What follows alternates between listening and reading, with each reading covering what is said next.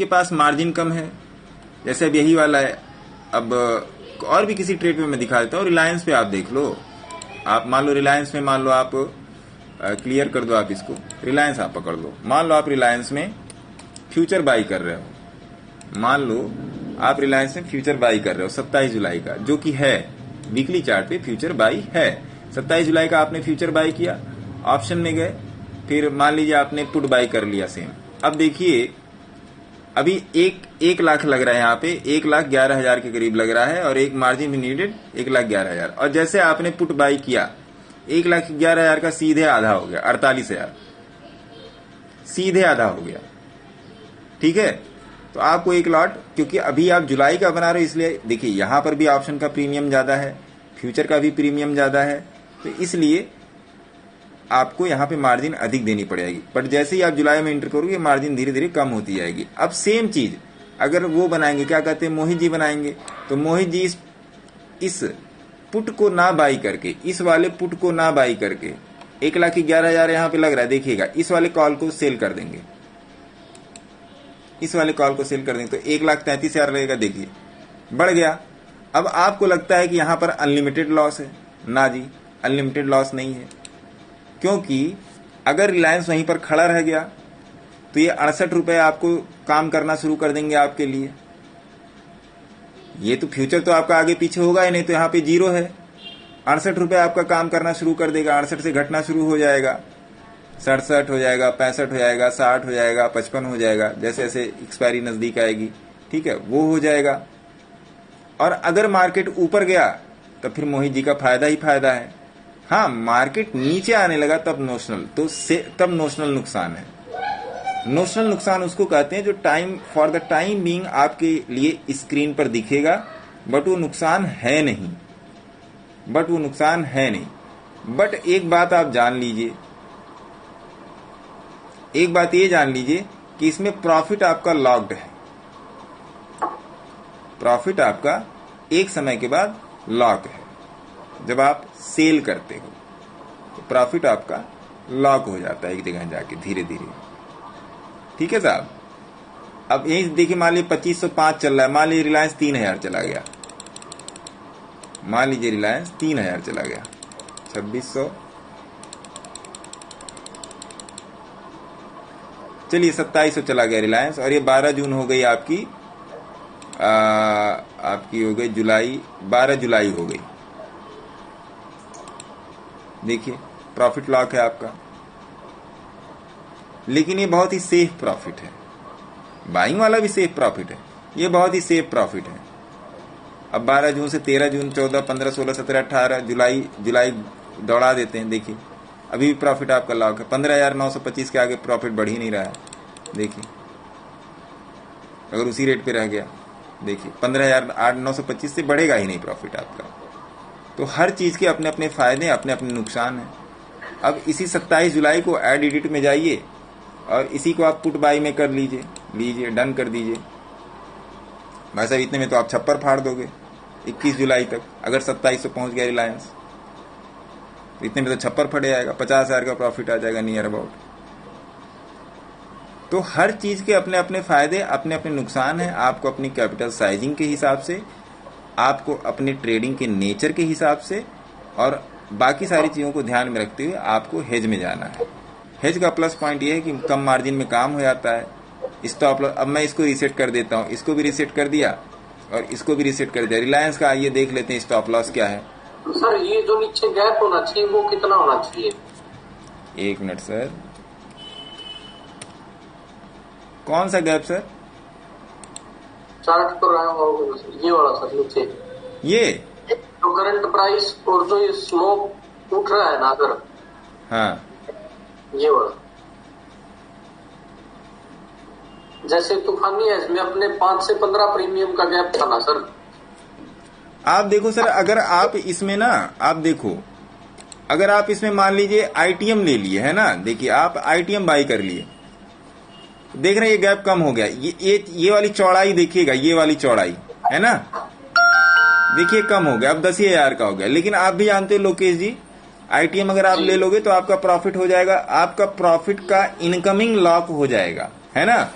Loss नहीं होगा आपका, लेकिन प्रॉफिट की इनकमिंग हम लोग ऑलरेडी रिलायंस में देख चुके हैं 1.5 महीना लोकेश जी, कि वो इनकमिंग लॉक हो जाएगी। एक सर्टेन मूवमेंट के बाद ही वो प्रॉफिट देना शुरू करेगा। अगर देखिए जैसे आपने आईटीएम ले लिया है, अब देखिए अब यहाँ पर आपका लॉस दिखा रहा है 16,000 और यहाँ पे लॉस दिखा रहा है कितना 10,000 थोड़े से आईटीएम में, और थोड़ा सा आईटीएम चले गया आपका दिखा रहा है 21,000, है ना।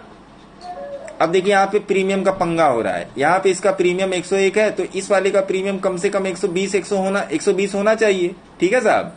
अब ये देखिए 75 ही बता रहा है, क्योंकि अभी सारी लिक्विडिटी पूरी तरीके से आई नहीं है। चलिए आप इसी को ले लो, 75 वाले को ले लो, डन कर दो आप, डन कर दो आप। अब मार्केट ने, मान लीजिए आप मार्केट को ले जाओ 12 जून नहीं, आप ले जाओ 26 जून को ले आओ, इस महीने की एक्सपायरी पर ले जाओ, ठीक है साहब। अब देखिए अभी भी 1,600 अगर यहीं पर रुका रह गया, तभी भी आपको 1,600 से सेम चीज मैं रिपीट कर रहा हूं जो हम लोगों ने पिछले महीने देखा था अभी लोकेश जी, बिल्कुल बिल्कुल सेम चीज रिपीट हो। स्टैंडर्ड जो गैप होना चाहिए मैं उसकी बात कर रहा हूँ सर, कुछ ऐसा पैरामीटर है या फिर एटीएम के हिसाब से तो वो ठीक है सर, वो तो आएगा नहीं तो आएगा। इसमें जो पैरामीटर है ना सर, आपका एटीएम और आईटीएम का ही पैरामीटर है सर, है ना। क्योंकि प्राइस आपके हिसाब से नहीं मिलेंगे, प्राइस जहां खुला है वही आपको लेना पड़ेगा। या तो आप उसमें प्राइस में क्या कर सकते हो ऊपर नीचे, या तो ओटीएम जा सकते हो, या तो एटीएम जा सकते हो, या तो आईटीएम जा सकते हो। आपके पास ये 3 चॉइस है ना। अब आपके माइंडसेट पे आ जाता है लोकेश जी कि भैया आपको लॉस कम देखना है, भले प्रॉफिट कम हो, ठीक है। जैसे हम लोगों ने पिछले महीने किया था, हम आप नियर अबाउट महीना भर उस ट्रेड में थे, है ना। अब एटीएम पर क्या हो जाता है, एटीएम पे मूवमेंट अच्छी मिल जाती है। अब आप देखिए अब रिलायंस 2481 चल रहा है, अब देखिए 2494 चला। अब ये 2500 के बाद आपको प्रॉफिट दिखाना शुरू करेगा, है ना।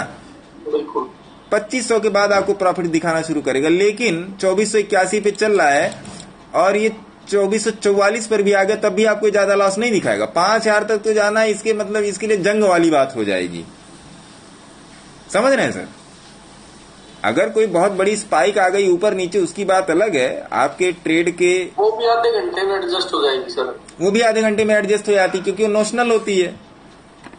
लेकिन अगर इसने बढ़िया मूवमेंट कर दिया तब भी आपको बढ़िया पैसा दे देगा। अब रिलायंस के चार्ट पे अभी जो हमारे पास जो टारगेट निकल के आ रहा है, रिलायंस का क्या निकल के आ रहा है टारगेट, डे चार्ट है ना, वीकली चार्ट पे देख लेते हैं रिलायंस के चार्ट पे क्या टारगेट निकल के आ रहा है।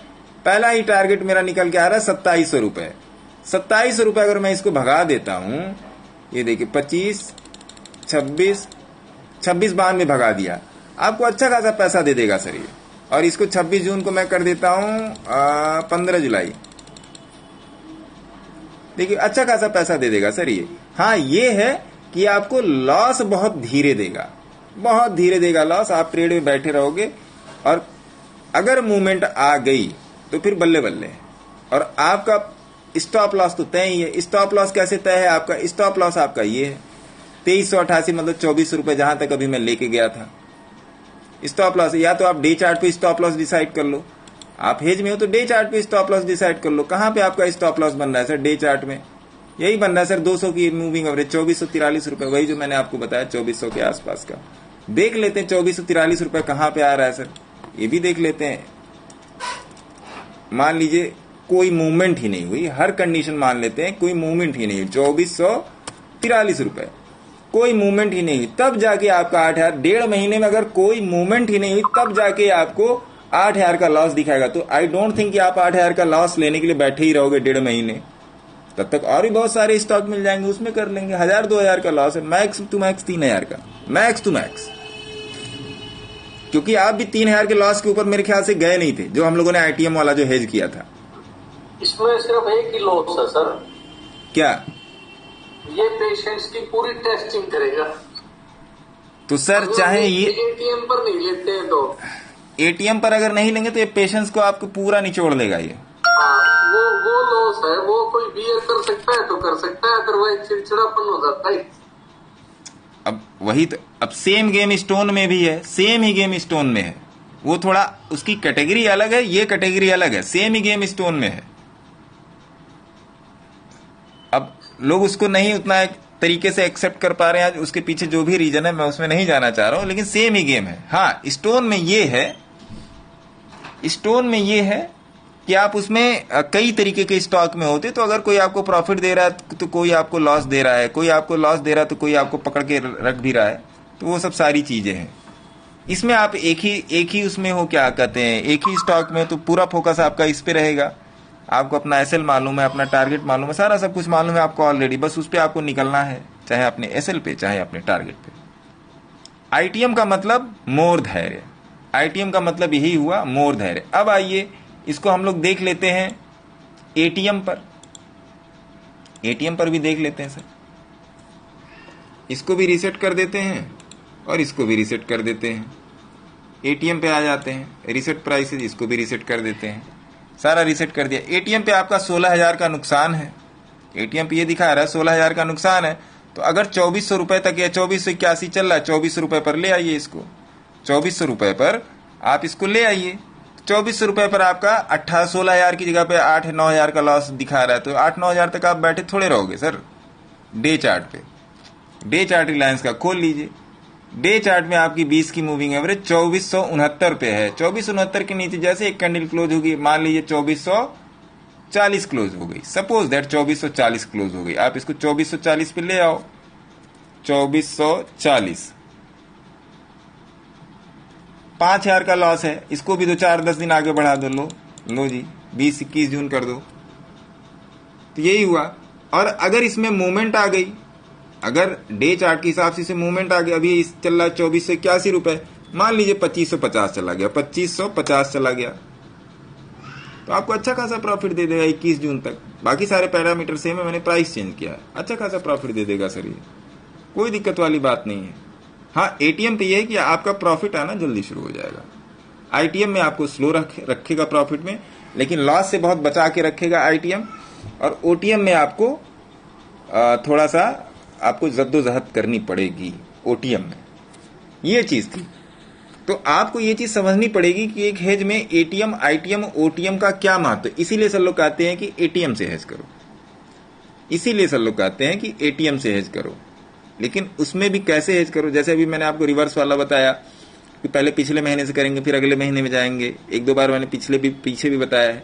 तो ये सब सारी चीजें हैं।